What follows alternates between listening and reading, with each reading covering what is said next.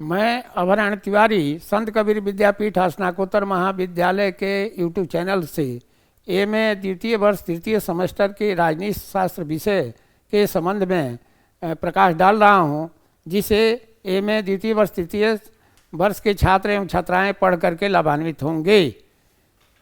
इसमें हम विचारकों जो प्रथम प्रश्न पत्र के अंतर्गत है ग्रामसी के बारे में पढ़ाने जा रहे हैं। ग्रामसी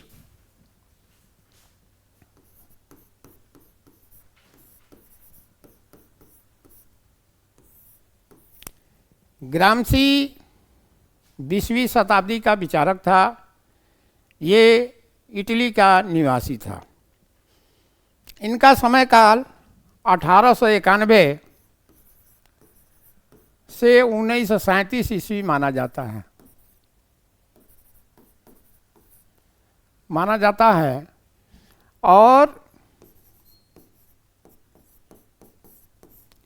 इटली में ये पहले कम्युनिस्ट पार्टी के सदस्य थे और वहाँ पर मुसोलिनी के ने इनको जो है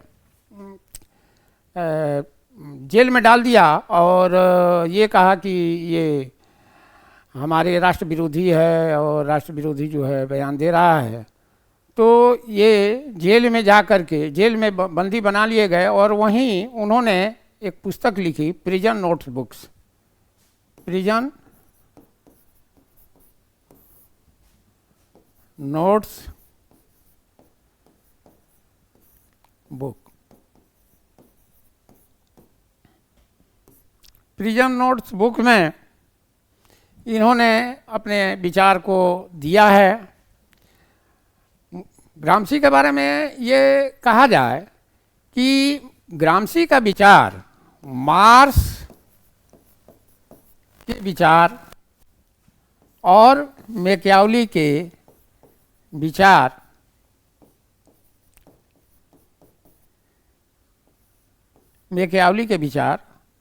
दोनों ही देखने को मिलता है। कहने का मतलब यह है कि मार्क्स ने जहाँ अर्थ की बात किया है तो अर्थ की भी बात करते हैं। इसके अलावा अध्यात्म, नैतिकता,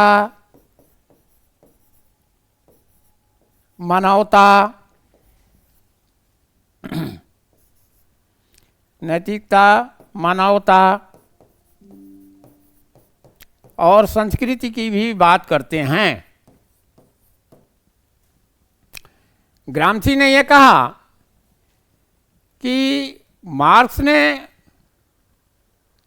जो विचार दिया कि समाजवाद के बाद जो है क्रांति के माध्यम से समाजवाद स्थापित होगा और समाजवाद के बाद साम्यवाद होगा। लेनिन ने भी सर्वहारा की आधिपत्य की बात किया, पूंजीपतियों की सफाया की बात किया। लेकिन ग्रामसी कहते हैं कि केवल क्रांति के आधार पर ये मान लेना कि समाजवाद और साम्यवाद की स्थापना हो जाएगी, संभव नहीं है। उन्होंने कहा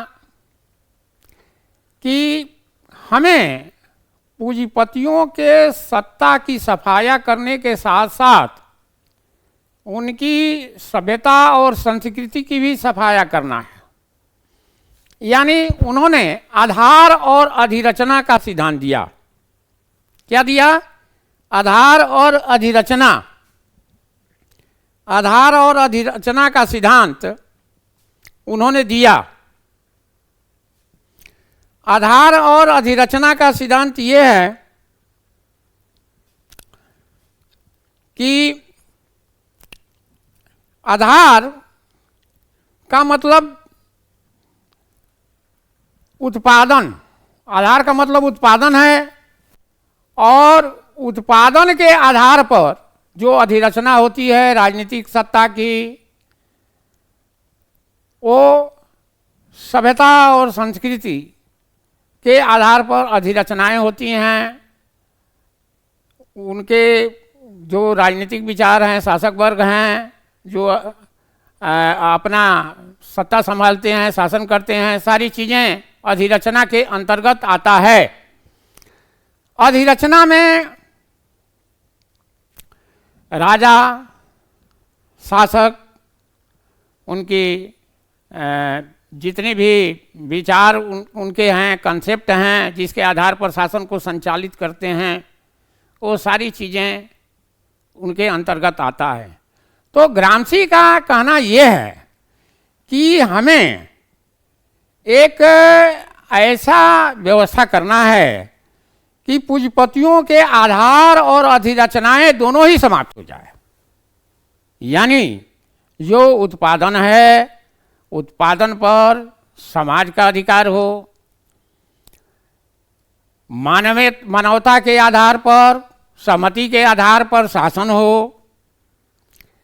तो ये तभी संभव होगा जब हम मजदूर वर्ग या जो कमजोर वर्ग हैं, पूंजीपतियों के पूर्ण रूप से राजनीतिक सत्ता के अलावा जो उसकी अधिरचनाएं हैं, जो उनकी विचार है, पूंजीपतियों के विचार है, जिसके आधार पर वो शासन करते हैं, सारी चीज़ें समाप्त कर दी जाए, तभी साम्यवाद सफल होगा और न्याय की व्यवस्था होगी समाज में।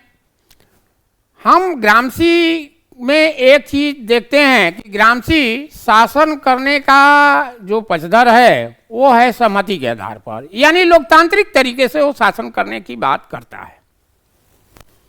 तो हम देखते हैं कि ग्रामसी के विचार में निरंकुशता का अभाव है, मानवतावाद का विचार झलकता है, सहमति का विचार है, और एक ऐसा विचार है जो भी पूंजीपतियों का विचार है, जो भी जिसके आधार पर वो अपने शासन करते हैं, उनके विचारों की सफाया की भी बात करते हैं। उनका कहना है कि पूंजीपतियों के सत्ता से हटा देने से ही समाजवाद और साम्यवाद की स्थापना नहीं होगी, समाज में न्याय की स्थापना नहीं होगी, बल्कि उनके सारी संस्कृतियों को ध्वस्त कर दिया जाए, उनकी जितने भी कंसेप्ट है उनको हटा दिया जाए। क्योंकि पूंजीपति वर्ग जो है जब अमीर होते हैं, अब शासक वर्ग के रूप में रहते हैं, तो अपने विचार को जनता पर थोपने की कोशिश करते हैं और जनता को थोड़ा थोड़ा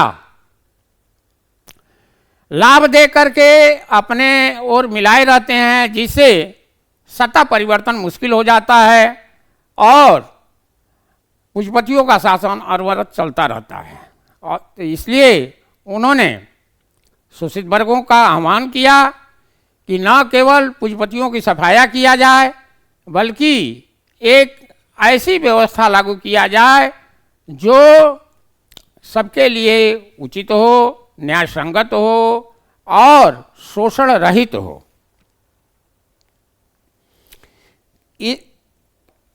इसके अलावा हम देखते हैं कि ग्रामसी राज्य के जगह एक ऐसे विनियमित समाज की परिकल्पना करता है, पक्ष में है, जिसमें सारे बल प्रयोग के जगह पर निर्णय सर्वसम्मत से लिए जाते हैं। इस प्रकार हम ग्रामसी को मूलतः मानवतावादी विचारक कह सकते हैं, जो किसी भी निरंकुशता के खिलाफ है, किसी भी निरसंस आंदोलन के खिलाफ है, जिसमें हत्या, आगजनी वगैरह की जगह हो। तो कहने का कुल मिला जुला के ग्रामसी न्याय संगत समाज की स्थापना करना चाहता है, लेकिन इसमें बल प्रयोग का कोई जगह नहीं है, खून खराबे की कोई जगह नहीं है। एक ऐसी व्यवस्था, ऐसी सामाजिक व्यवस्था चाहता है जो न्याय युक्त हो, शोषण रहित हो और सबके हित में हो, किसी का शोषण न हो। और इसके लिए आवश्यक है कि पूंजीपतियों की जो भी एक विचार है उसको धूमिल करते हुए हम क्या करें, समाप्त करें। ग्रामसी के बारे में मुख्य विचार यही है। अब हम यहाँ लेक्चर समाप्त करते हैं। पुनः हम दूसरे लेक्चर में आपको ग्रामसी के विचार के बाद हम माओ के विचार का अध्ययन करेंगे, क्योंकि हम देखते हैं कि ग्रामसी के बाद प्रथम प्रश्न पत्र के अंतर्गत माओ के विचार हैं, जो माओ चीन का एक विचारक है और ये भी बल प्रयोग के द्वारा एक तरीके से साम्यवाद यानी उसके विचार जो है माओवाद के नाम से जाने जाते हैं, स्थापना करता है। और हम देखते हैं कि माओ का विचार चीन में किसी न किसी रूप में आज भी देखने को मिलता है। वहाँ की जो राजनीतिक व्यवस्था है, वहाँ की जो सामाजिक व्यवस्था है, उसमें माओ के विचार का प्रभाव है। तो माओ के बारे में हम नेक्स्ट लेक्चर में अध्यापन कार्य करेंगे, जिसको सुन करके आप लाभान्वित होंगे। जय हिंद, जय भारत।